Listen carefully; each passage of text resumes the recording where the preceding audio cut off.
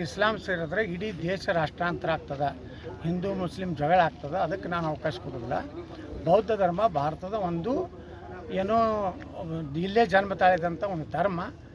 ಬೌದ್ಧ ಧರ್ಮವನ್ನು ನಾನು ಸ್ವೀಕಾರ ಮಾಡ್ತೀನಿ. ಅಂದರೆ ನಮ್ಮ ದೇಶಕ್ಕೂ ಹಾನಿ ಆಗಬಾರ್ದು. ನಾನು ಸೇರೋದ್ರಿಂದ ಹಿಂದೂಗಳಿಗೆ ಹಾನಿ ಆಗಬಾರ್ದು ಅಂದವರು ಅವರೇ. ಪಾಕಿಸ್ತಾನ ಒಡೆದು ಕೊಡೋಕ್ಕೂ ವಿರೋಧ ಮಾಡಿದ್ರು ಅಂಬೇಡ್ಕರ್ ಅವರು. ಅಂಬೇಡ್ಕರ್ ಹೇಳಿದರು, ಒಂದು ವೇಳೆ ಭಾರತದಿಂದ ಪಾಕಿಸ್ತಾನ ಒಡೆದು ಕೊಡೋದಾದರೆ ನೀವು ಇಲ್ಲಿರುವಂಥ ಮುಸ್ಲಿಮರನ್ನ ಪಾಕಿಸ್ತಾನಕ್ಕೆ ಕಳಿಸ್ರಿ, ಪಾಕಿಸ್ತಾನದಾಗಿರೋ ಹಿಂದೂಗಳನ್ನ ಇಲ್ಲಿ ತೊಗೊಂಡ್ಬಾರಿ. ಈ ಇಸ್ಲಾಂ ಅನ್ನೋಂಥದ್ದು ಮತ್ತೊಂದು ಧರ್ಮನ ಸಹೋದರತ್ವ ಇಲ್ಲ. ಇವ್ರು ಎಲ್ಲಿವರೆಗೆ ಈ ಭೂಮಿ ಮ್ಯಾಗ ಇರ್ತಾರೆ ಅವ್ರು ಇಂಥದ್ದೇ ಗದ್ದಲ ಮಾಡ್ಕೋದು, ದಾಂಧಲಿ ಮಾಡ್ಕೋದು, ಭಯೋತ್ಪಾದಕ ಹುಟ್ಟುವ ಕಾರ್ಖಾನೆ ಮಾಡ್ತಾರೆ. ಅವಾಗ 1942ರಾಗ ಪಾರ್ಟಿಷನ್ ಆಫ್ ಪಾಕಿಸ್ತಾನದ ಪುಸ್ತಕ ಬರ್ದಾರೆ.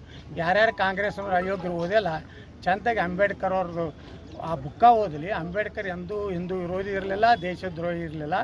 ಇವರೆಲ್ಲ ಕಳ್ಳರು ಕೂಡಿ ಅಂಬೇಡ್ಕರ್ ಫೋಟೋ ಹಾಕೊಂಡು ಕೆಲವು ಮಂದಿ ಈ ಜಿಲ್ಲಾದಾಗೂ ರಾಜಕೀಯ ಮಾಡ್ತಾರೆ. ಅಂಬೇಡ್ಕರ್ ಸ್ಮಶಾನದಾಗ ಹೋಗಿ ಪೂಜೆ ಮಾಡೋರು ಏನದಾರಲ್ಲ, ಇವ್ರು ಅಂಬೇಡ್ಕರ್ ಮರ್ಯಾದೆ ಕೇಳಿಲಕತ್ತಾರೆ. ಅಂಬೇಡ್ಕರ್ ಬುಕ್ಕ ಓದ್ಲಾರು.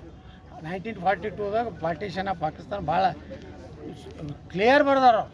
ಭಾರತ ಪಾಕಿಸ್ತಾನ ಮಾಡೋದಿದ್ರೆ ಅವ್ನು ಅಲ್ಲಿ ಕಳಿಸ್ರತ್ತೆ. ಅದನ್ನು ಮಾಡಲಾರ್ದಕ್ಕೇ ಈಗೆಲ್ಲ ನೋಡ್ರಿ ವಕಫ್ 33 ಲಕ್ಷ ಬಾಯಿ ಇಲ್ಲ ಅಂತೇಳಿ ನಮ್ಮ ಕನೇರಿ ಮಠ ಸ್ವಾಮಿಗಳು ಹೇಳ್ಯಾರಲ್ಲ, ಏನು ಹೇಳ್ಯಾರಲ್ಲ ಅವರು. ಕನೇರಿ ಮಠ ಸ್ವಾಮಿಗಳು ಹಿಂದೂ ಮುಸ್ಲಿಂ ಬಾಯಿ ಅನ್ನೋದು ಮೆಟ್ಲು ಹೊಡಿಬೇಕಂತ ಅದು ಬರೋಬ್ಬರಿ ಸರ್. ಈಗ ಏನು ಈ ಮರ್ಯಾದೆ ಇಲ್ಲ ಅವನಿಗೆ. ಅಂಬೇಡ್ಕರ್ ವಿಚಾರ ಓದಿಲ್ಲ ನಮ್ಮ ಜನ. ಅದೇ ದುರ್ದೈವಿ ದೇಶದ್ದು. ಬರೀ ಗಾಂಧಿ ಬೆನ್ನು ಹತ್ಯಾರ ನಾವು ಮಾಡು.